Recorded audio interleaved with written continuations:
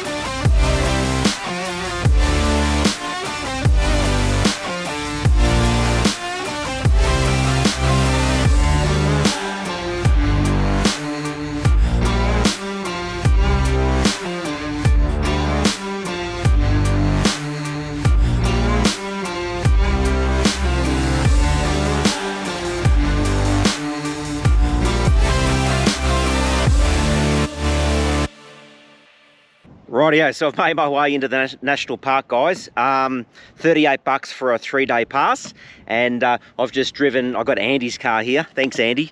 I've just driven. It's about 18-20 k's to the base of the rock from Uluru, the township of Uluru, there where all the hotels are and shops. And I've just driven here to the sunset viewing area. But I'll just swing the camera around, and there she is in all her glory. Wow. So as I mentioned before, was a local here for 3 years, was a tour guide for AAT Kings, driving coaches and bringing passengers out and doing many laps around the big monolith you see behind me. And I used to know a lot of history, a lot of geology, a lot of the Aboriginal culture and all that sort of stuff and general knowledge, but it have sort of faded away over the last 20 years. But so excited just coming up to the base.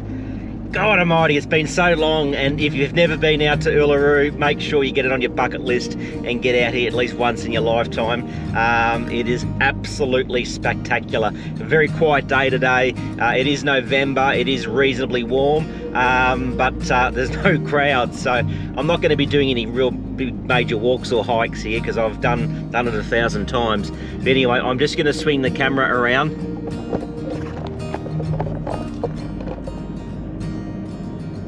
Get a bit of an idea of just the absolute majestic size of this thing. Holy moly.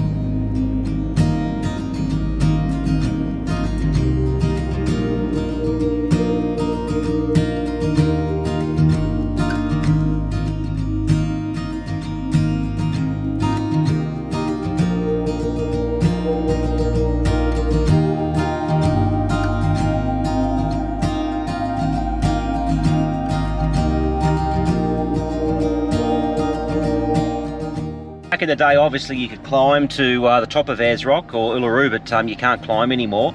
But when we used to bring the passengers around in the bus, you'd look up at this ridge here. I'll just turn that around. You'd look up at this ridge and you'd be driving along with all your passengers on board, and you'd see all these little what looked like to be ants making their way all the way up to the top, but they're obviously actually people. And from memory, the local Ananu Aboriginal people here would call them Minga. And correct me if I'm wrong, someone, but I'm pretty sure they used to call them Minga, and Minga in Ananu is ants. Hence they look, you know, people look small. So just at the base of the old climb point, and I'd climbed the rock many a times over the years. going back to the early 1980s when I first came out to Uluru, but obviously they've now closed the walk permanently. They got it fenced off here, but that is where you would have in the old days climbed up, and they did have a chain section for the majority of the section that you can see here,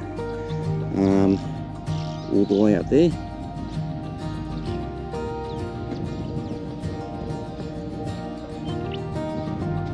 It actually just reminded me when the Olympic torch came to Australia.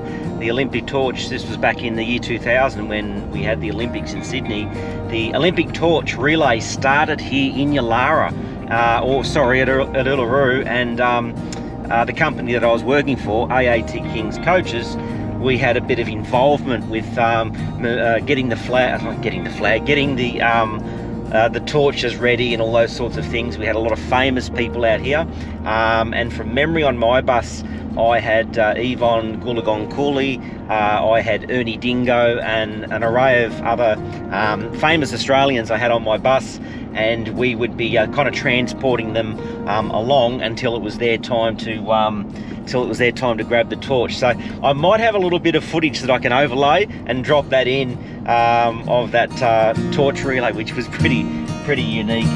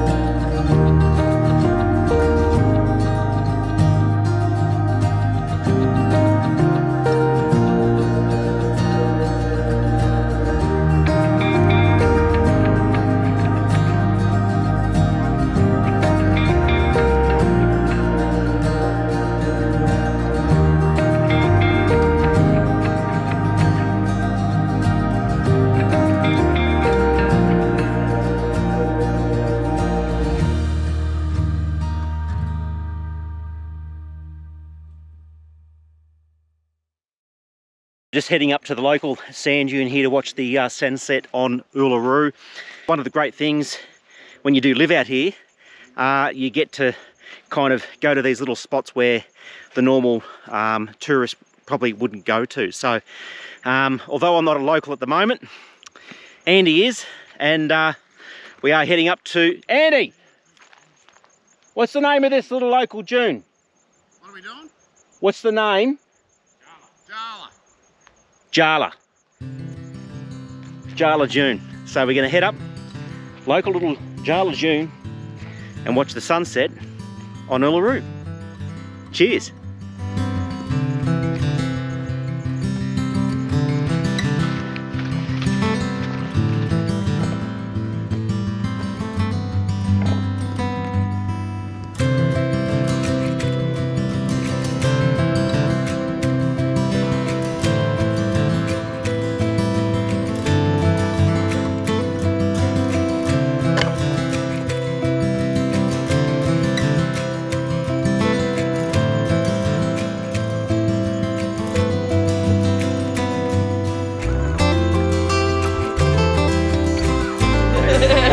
This is how we do it, outback style. We don't need ice, frozen veg.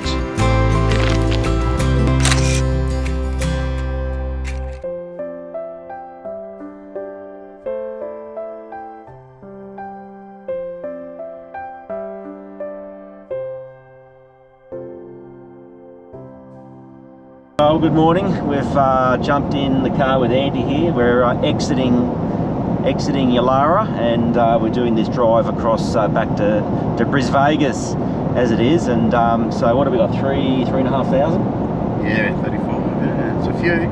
So about 3,400 k's. So that was pretty much the reason for my trip out this way, was to sort of give Andy a bit of a hand behind the wheel. Anyway, we'll leave you guys with it. I'm not sure what's going to happen over the next few days. We won't bore you too much with this long drive, but no doubt we'll see some beautiful scenery. We'll bring you guys along. Cheers, guys.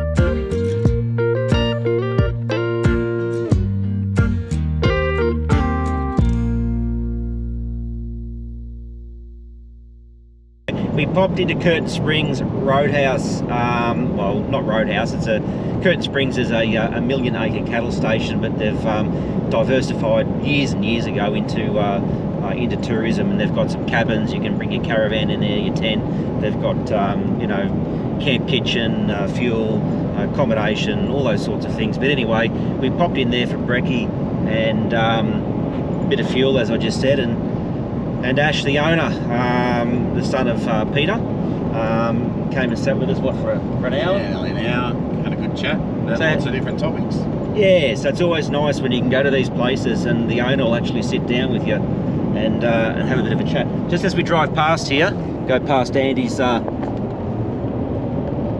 hairdo, and you might see through there Mount Connor Springs, one of dozens and dozens of large cattle stations here in the Northern Territory. As I said, about 1 million acres, Curtin Springs, and it was named after the ex-Prime Minister, John Curtin. That's the one. John Curtin. I feel like I'm back in my tour days here, mate. That's it.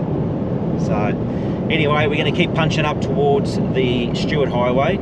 So, FYI, if you wanted to know, from Uluru to the Stuart Highway, it's about 250 kilometres, or give or take. Then you get to the Roadhouse there on the corner at Aldunda. Pretty easy. In the Northern Territory, there's really only a couple of main roads. Stuart Highway through the guts. South will take you to Adelaide, obviously, and north up to Darwin. So we'll fang left, and then it's about 200 k's from there up to Alice. $200, yeah. It's amazing how green it is though. Like, for this time of year, there's been that much rain, and you've got cattle out on the edges of the road, green grass everywhere.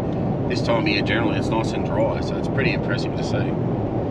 Hey guys, well, I'm walking through what is the world's oldest river system, and of course I'm talking about the Fink River right here behind me. So about 130 kilometres south of Alice Springs, you're going to come across the famous Fink River. And if you ever get the opportunity, or you are making that journey down to Uluru from Alice, make sure you stop off here.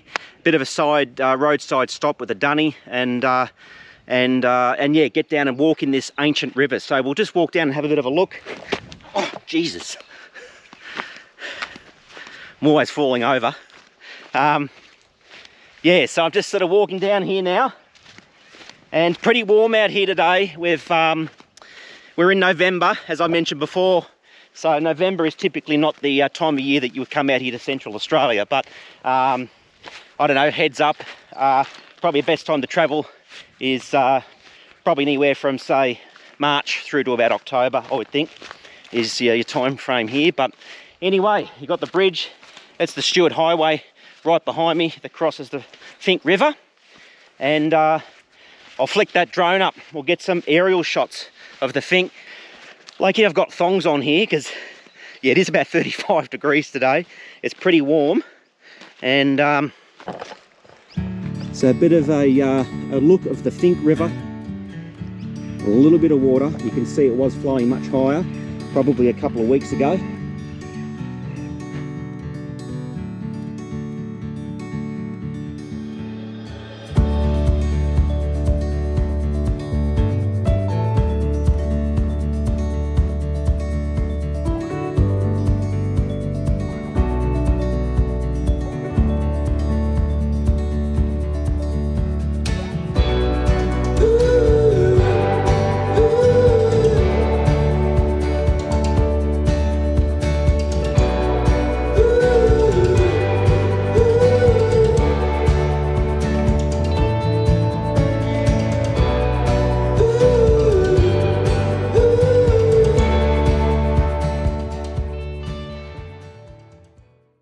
How bloody epic. Oh, sorry guys, I didn't mean to say epic.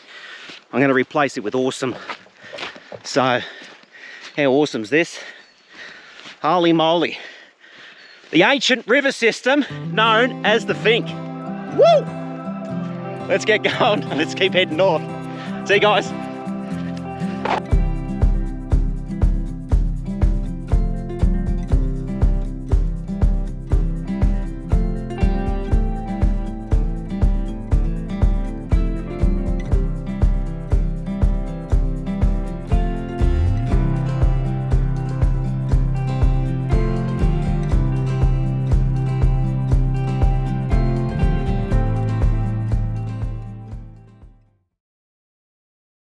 So I made it up to the Devil's Marbles, 850 k's from Uluru, so pretty easy drive for Andy. He drove the whole way. It was kind of nice actually, not having to have to drive. I could put my feet up and relax. But Devil's Marbles, maybe 100 k's south of Tennant Creek. I'm not 100% sure, but 850 k's that we've done today. Into the pub here, we'll have a few beers. We've got a room out the back there. It's like a little donga style room, quite neat and tidy actually. So it'll do us for the night, just here for the one night obviously, because we're hightailing it back to Brisbane, guys. Anyway, we're going to have a couple of beers, maybe a counter meal, and that'll be us for the Devil's Marbles. We'll get up in the morning and maybe watch the sunrise over the Devil's Marbles here, and then it'll be a coffee and a bacon burger at Three Ways, and then we head east towards Queensland on the Barkley. So we'll probably see you guys tomorrow morning.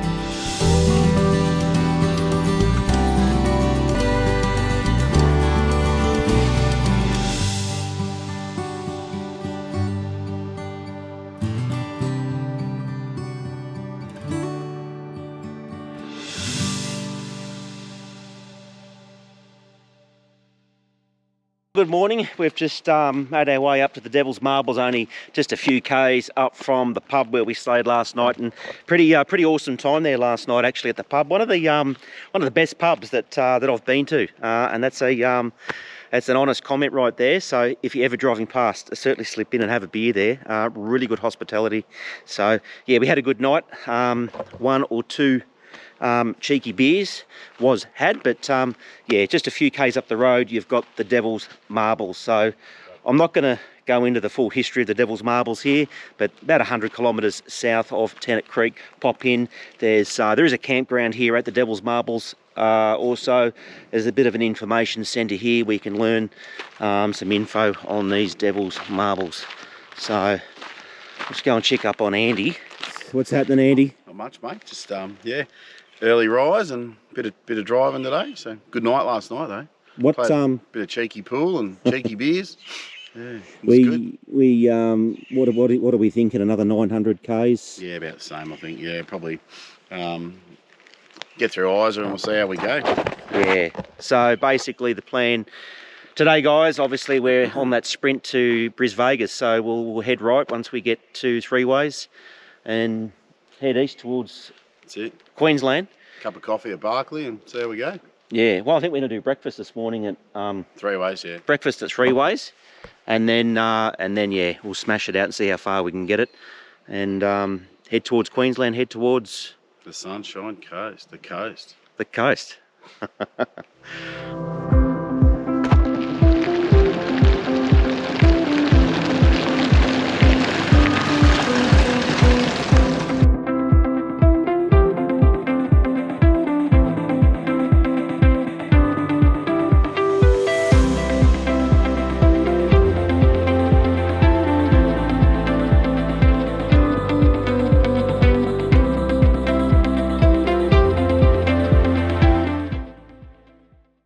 Rightio, we're about 2,800 kilometres in after leaving Uluru, Ayers Rock, on our way to Brisbane, obviously. So we're almost done, about 600 k's or so to go. We're not too far out of Charleville here in sort of central western Queensland. I'll just see what Andy's doing. Andy, what's going on? Here's Andy. He's doing some repairs. Mate, we're going to wrap it up. We are. We've had a good run.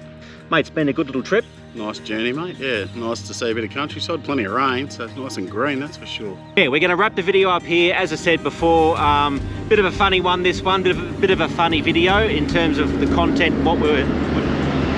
A semi-road train going behind us, a small one. Going to wrap it up here. So I hope you've enjoyed it. Certainly, if you have, hit the subscribe button. Thanks to all of you who have subscribed to our channel thus far. Give us a thumbs up, hit that notification bell. You'll get notified when we release more content. So until next time, guys, we'll see you searching for adventure. Cheers. Hey guys, cheers.